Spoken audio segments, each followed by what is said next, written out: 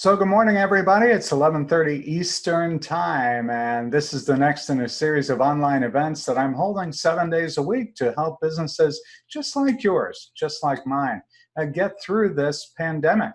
And my goal is to help businesses by bringing the business community together so we can all learn from each other and more importantly, help each other navigate through this situation. Today's session is Supercharge Your Marketing with Facebook and Email Marketing. Facebook, obviously the most important, most popular social media network in the world, and email marketing delivers the best return on investment of anything in the world. So here's my ask. It's to share my emails and my social media posts and like my social pages.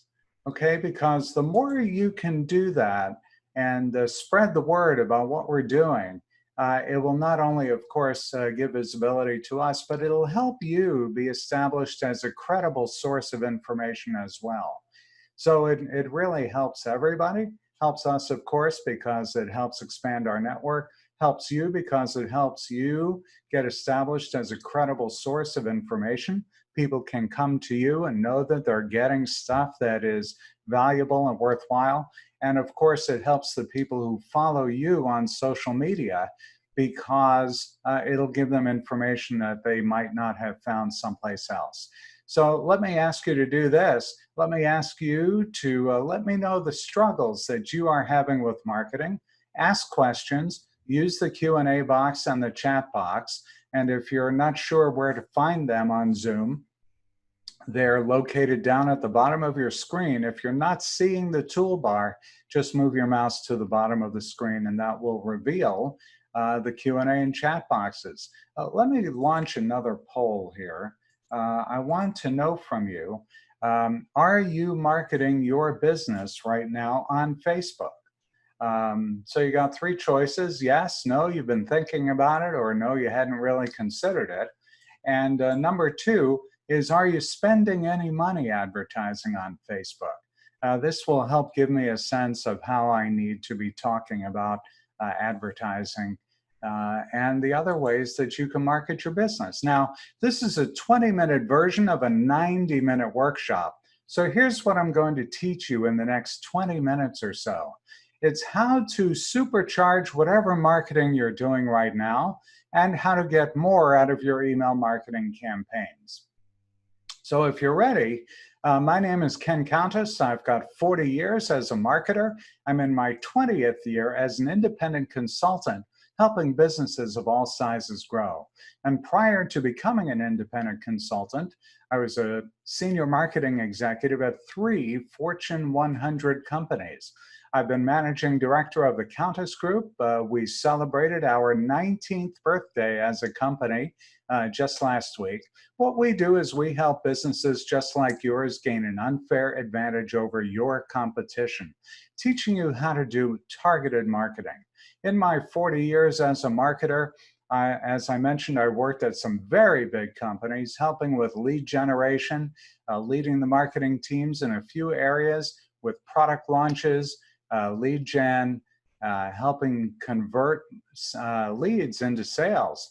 And in several situations, I ran the communications effort in some pretty dire situations between hurricanes and floods and typhoons and credit fraud. I mean, you name it, I've done it. All right, so let me ask you, are you ready? Let's go ahead and let's get started. Let's talk about Facebook first. Facebook has over 2.5 billion monthly users. And here's the thing, more than half of those users do log into Facebook on any given day. So what does this mean? It means that Facebook connects people.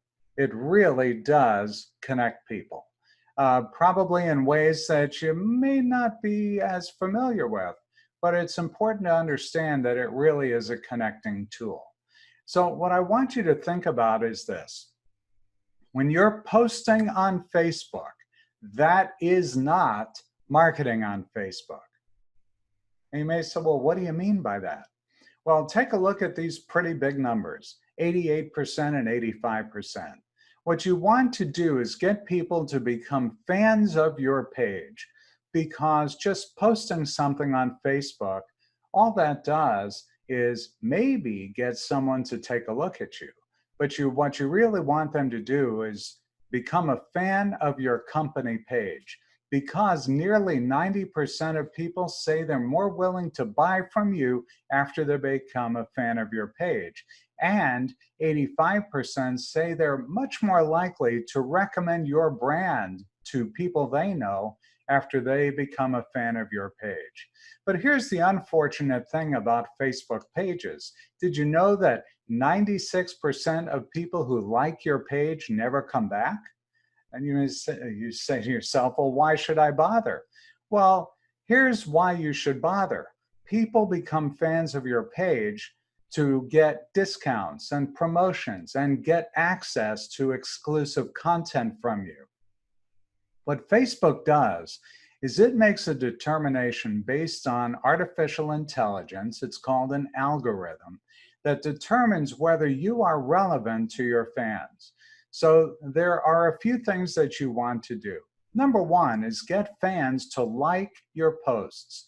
That tells Facebook that you're at least relevant to your fan. The next thing is to get fans to comment and share the stuff that you're posting. Facebook then says, okay, you're relevant, but you're also relevant to their friends. And then schedule your posts strategically, because most interaction occurs within the first hour of you posting that post. Facebook knows that the average lifespan of a post is somewhere between a half a day and just under a full day. What you really want to do is drive your fans to a welcome page. And what I mean by that is you want to give people a reason to come back to your page. And how would you do that? Give them a great offer or amazing content, and then they will come back. So there are several tools that Facebook makes available to all of us. And number one is create a poll. Get people to participate in your poll and encourage them to invite their friends to participate in your poll as well. Get people to comment on your posts. Get people to join a conversation. Most of all, get people to like those posts. The more people that like your posts, the better off you'll be. The other thing that you want to do is you want to create a social campaign. And what better place on social media to do that than Facebook? So when you're creating about that campaign, or when you're thinking about a campaign, decide a goal. Decide what you want to have happen. Create a dynamite offer and have a very clear call to action. So what might those offers look like? Maybe create a printable coupon, downloadable offers, maybe a special report. I like to include worksheets when I do events and drive people to a Facebook page, and they can download a special report. Maybe you want to embed a video in your post. Maybe you've got a weekly special or sale, or if you're a nonprofit, a fundraiser. So the downloadable report doesn't have to be anything very extravagant. It can be just a page or two or three. So don't be concerned about it having to be 10, 15, 20, 30, 100 pages. Something short and sweet is fine. Maybe offer up a video.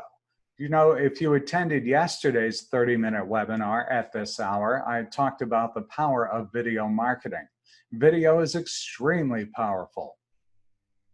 And one of the great things about Facebook, it's probably best at providing you with data to help you make better business decisions about what to do or what you might want to do. You can, by going through the analytics, and that's on your business page, by the way, not on a personal page, you can see which of your posts are resonating with your audience. What days are working best for you? What time of day? And what type of posts are getting you the best engagement? By the way, did you know, and this comes from Forbes, that a Facebook post done at 7 p.m. local time will result in more clicks on average than posting at 8 p.m.? These are the kinds of pieces of data that Facebook will give you. So it allows you to do some testing and see what's working best. One of the things I really do recommend you check on is the gender breakdown of people who are following your page and the age demographics. You can see on this screenshot that about 2/3 of the people who follow my company page are male, meaning a third are female, and that they tend to be in the 25 to 44 age range. So for you, it might be different. But what this allows you to do is structure your messaging in a way that you know will appeal to or resonate with the people that are liking your page. And I mentioned video a few moments ago. Did you know that Facebook now serves more than 8 billion, that's with a B, 8 billion videos a day? And one thing you might want to try is Facebook Live. One of my sons did a Facebook Live over the weekend. He was playing music with one of his bandmates and got quite an audience. One of the great things about Facebook Live is it doesn't require scripting or editing.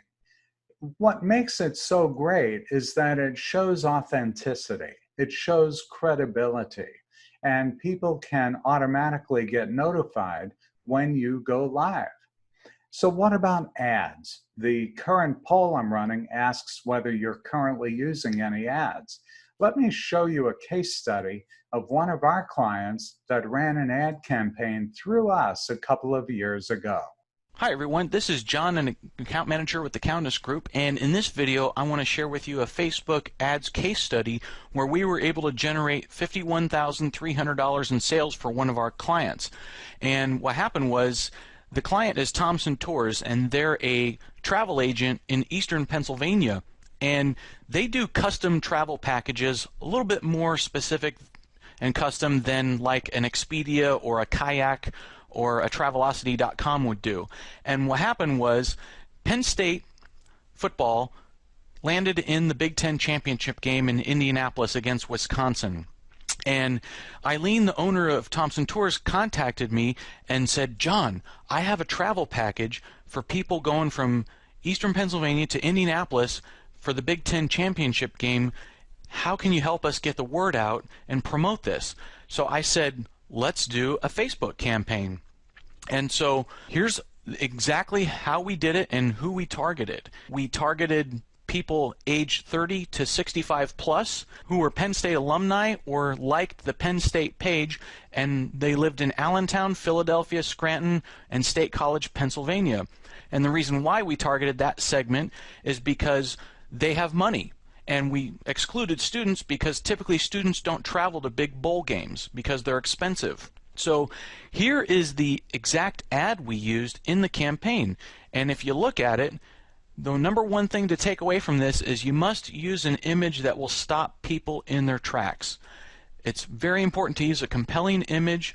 Now, the text in this ad is very specific, where it says, it asks the question, do you want deluxe accommodations and great seats all at the best price? It says where the game is and the time, which is very specific, and a clear call to action to learn more to see travel options. So once the user clicked on that ad, they were taken to this landing page where all the pricing is listed, the itinerary for the trip, and they can click right there to pay and to book, or to call to book the trip. So let's look at the Facebook Ads Manager here, and I'll show you exactly in the performance we got from the ad. So we spent $731.59 in 2.5 days. That generated 2,685 clicks, which is about 27 cents per click. And the results were that 114 people booked at $450 each, and that is $51,300 in revenue, and we generated that revenue from $731.59 in ad spend, which generated 2,685 clicks. So I hope that really helps you. I hope that serves you, and I hope you got something out of this. And if you want help developing one of these campaigns or have any questions at all on how to do this, feel free to reach out to us here. Thanks for watching, and have a great day. Okay, so that is really what happened. They actually did have us do several campaigns for them, and we got some really amazing results for them. So ads really do work. Let's move on. Let me talk about email. When you're using Facebook and you use that in conjunction with an email campaign, what you're going to find is that you'll really be able to enhance the results. Why? Because 99% of people are checking their email every day. And especially now, especially during this pandemic, people have much more time at home. And so they're scouting the web for deals. They're looking for people who do what you do. But those searches are pretty short, right? And it's important for you to realize that at this time, people are looking for other alternatives. If they're existing customers of yours, they may be using this time where they're sheltering in place to find other people who do what you do. And so, yes, they're doing searches on Google and Bing and Yahoo and all the other search engines, but they're also checking their inbox regularly, a lot. And so this is a good time for you to, if you have not been using email lately, start using it again. If you're on my mailing list and you received an email from me earlier today, you then know that this is the thing that I was talking about during that, in that email. It's that people are currently spending a lot of time online. They're doing things that they didn't have the time to do before. And so it's important for you to really think about using email to supplement whatever marketing you're doing. And if you're not doing any marketing, now's the time. Get yourself on the radar screen. Get people to remember that you're out there and you're in business. Even if you have a physical location and your doors aren't open right now, you still need to be top of mind. If you're a fitness center, make sure you give them ideas on how they can stay in shape until your doors open up again. If you're a restaurant, people are getting bored at home. They're looking for other options. Tell them what you've got available in terms of takeout or delivery, or just offer them recipes. Provide a service for them. Did you know that email has 3 times the conversion rate of social media, and that the ROI, the return on investment for an email campaign, is 42 to 1?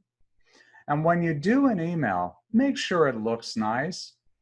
First impressions really do matter.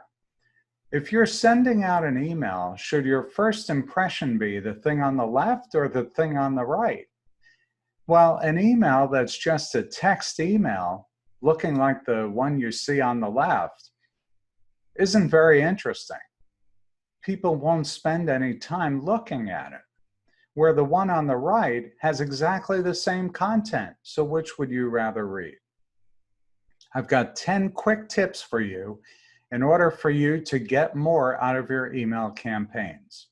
Number 1 is that 30% of email addresses go bad every year. And you know what? That number is likely to go up this year as businesses close, as businesses merge, as people change suppliers of their email services. Okay, so it's important for you to keep growing your list. Quick tip number 2. Quick tip number 2 is to write for your audience and not for you. 38% of people will unsubscribe if it's boring, and 32% will send it to the spam box if it's irrelevant. Quick tip number 3 is make sure that you keep your emails short and sweet. less is more. In fact, the way it works out, about 20 lines of text or less and 3 images or less will give you the best results. Quick tip number 4. Fewer links in your email will get you better results. The more links you have in the email, the lower your results can be expected to be. What this chart is showing you is that an email with just 1 link in it will get the best results on a campaign. Quick tip number 5, make sure that you're using images. Don't just use text. 90% of information processed by the brain is visual content. And think about it this way too. Our brains do process visuals 60,000 times faster than text. Now look at that text slide versus the same thing that has a visual. Which one makes more sense to you? Which one is more grabbing, attention-getting? Quick tip number 6, make sure that you pay attention to this. More than a third of people open an email based on the subject line. Quick tip number 7, they also pay attention to who sent it. So make sure that your from name and your from email are recognizable. Try to use the same naming across all the social channels that you use. Quick tip number 8, size matters. Keep it short. In fact, when it comes to subject lines, keep it really short. 30 to 40 characters max, no more than 6 to 10 words. Use the pre-header, that's the text you see after the subject. Use that pre-header text to your advantage. Quick tip number 9 is do some testing to see what day and time of day work best for your business. Quick tip number 10, take a look at your metrics. Just like with social media, use the data to make decisions and focus on the click-through. A lot of people get enamored with opens. Oh, wow, I got, 5, 10, 20, 30% opens. Opens don't help your sales. Click-throughs are what help your sales. And the click-through percentages tend to be a little bit lower, but these are the people that are engaged. You can actually look and see who clicked on your emails. Email delivers a return on investment of 42 to 1. I like to talk about one of our clients who, before they started using email, had annual sales year after year after year after year of $50,000. Not bad for a garage type business. They were using Google AdWords and got 0 return on investment. Then they started using email marketing, and here are the results they got. Hi, I'm Pamela Fay, co-owner of Imprints for Less, founded in 2010. We provide over 1 million products with your logo on them. Everything from bags, pens, cups, anything you can imagine. In our first year, we averaged $50,000 in sales. Business growth was slow in the first 3 years, and in 2013, we started using Constant Contact. With the help of Countess, our business tripled almost immediately. Today, we average over $500,000 in sales annually. Everyone at Imprints for Less would like to thank Constant Contact and Countess. Thanks, Ken. I like to show that video because these are people that had tried a few different ways to market their business and didn't get very much success with the things that they were doing. In 2019, they did $700,000 in sales, and all they used was email marketing.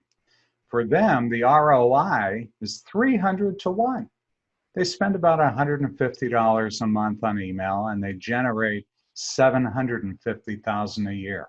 So if you're not yet using email marketing, it's inexpensive. It's very cheap. To start with, 20 bucks a month.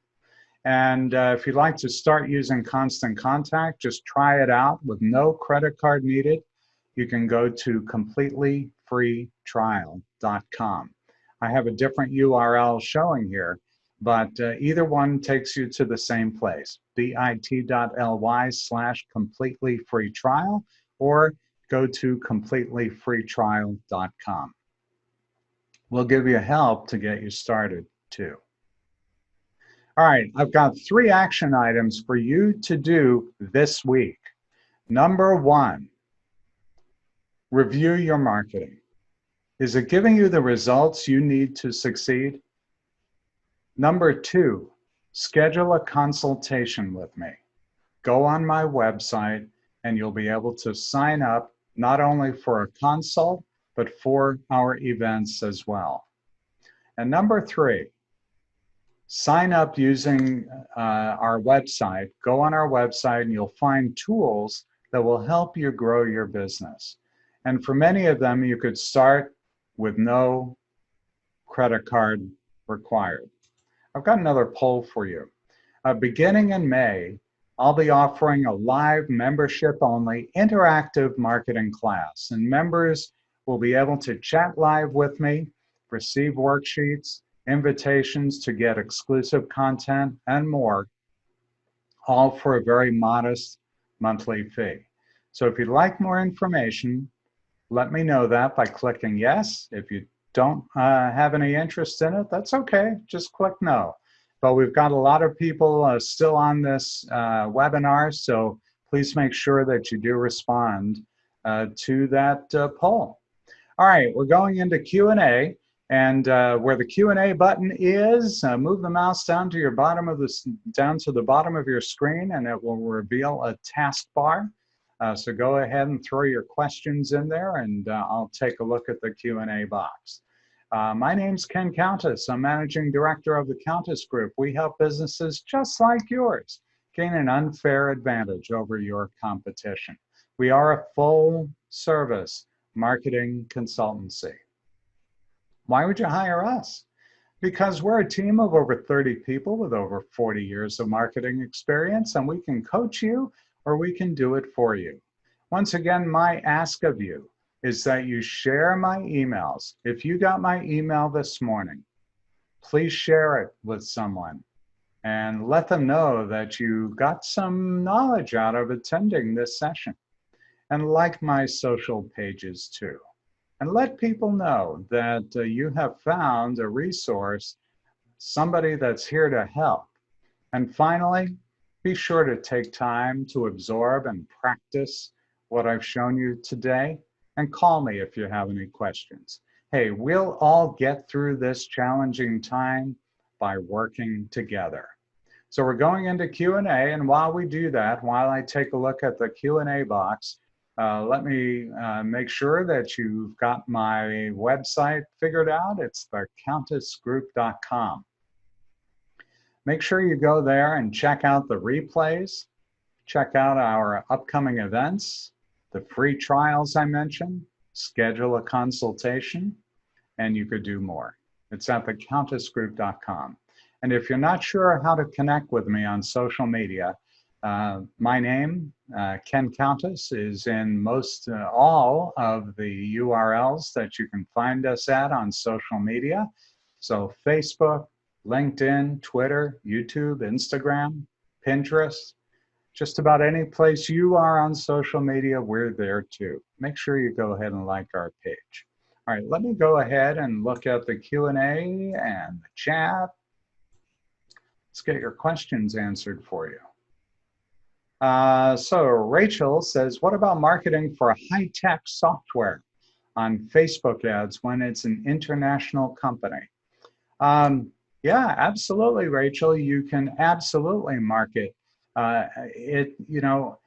Marketing on Facebook is something everybody can do and should do. There are no limitations in terms of software about what you can and can't market. The grabber is what's going to make your ads successful. What makes you stand out? Why should somebody try your software? And international company, I'm guessing that you're thinking, and maybe you can answer this for me. Is it that your company is based outside the United States? Are you based in the US and you want to market internationally? Go ahead and let me know that. Marilyn says, does resending an email to customers have any advantages? I just learned when queuing up an email, the user has the option of setting a day and time to resend the email. Marilyn, yes, absolutely. There is a big advantage to resending emails. In fact, the resend, and depending on what software you're using, I use Constant Contact. I do use the resend feature. You can expect 30% more opens when that email goes out the second time. And 30% sounds like a lot, and it is. And the reason it's that high is that people are busy and their inboxes are flooded. And so they may have overlooked your email the first time it came around. So sending it a second time gets you what I call a second bite at the apple. My emails go out on Mondays. Some people are pretty busy on Mondays and they don't get a chance to really sit down and check their inboxes until later in the week. And so for that reason, many of the emails I send out, I resend on Thursday. Generally, you should wait 24 to 48 hours, even 72 hours before the resend. My suggestion, and you can test this on your own, wait 48 to 72 hours to resend that email. Dana says, I don't know much about Facebook. It looks like I need to get a business page as opposed to a personal page on Facebook. Is this correct? And if so, how much does it cost to get a business page? Dana, yes, you should have a business page. They're free. Getting a business page is free. You need to have a personal page to get a business page, to set one up. And that page in and of itself is free. Getting what you'd probably want to do to get things started is get people who like your personal page. In other words, your friends, your Facebook friends is what it's called on a personal page. Get them to come over and like your business page, and then start posting good content for them on your business page. And once you get some confidence up that people are sharing your Facebook business page, then start advertising. Marilyn asks, what advice do you have for text in the pre-header? Make it relevant to the subject line. It's okay if it's a little bit different, but generally speaking, your subject line has to be fairly short, especially knowing that people look at their emails generally on a mobile device first, and the mobile device will limit the amount of text that is shown in the subject line to, depending on the device, 30 to 40 characters. Androids will show about 40 characters. iPhones will show about 30 characters. So you use the pre-header as an extension of your subject line. Sometimes what I'll do is I'll have a very short subject line, and I'll use the pre-header as a teaser for what else is in that email. That was in my email today as an example, is it had, I think now more than ever was the subject line, and the pre-header had plus, don't forget the free marketing webinars that we have. Okay, what else do we have here? I'm not seeing any other questions, so let me ask you one more poll. So if you're watching this live and not the replay, you will see another poll that pops up right now. So go ahead and just let me know what you thought about this. Did you learn anything? And let's see, do we have anything else in the question box while we're waiting for the responses? Oh, no other questions there. Okay, well, that's awesome. Well, thank you so much. I'm really glad that you attended this session. And I hope you'll join me again tomorrow when our next webinar is at 11:30 in the morning Eastern time. And of course, make the adjustment for where you are on planet Earth. But thanks for joining me today. And I look forward to having you attend more of our webinars, 11:30 Eastern, every day until the end of April. Bye for now.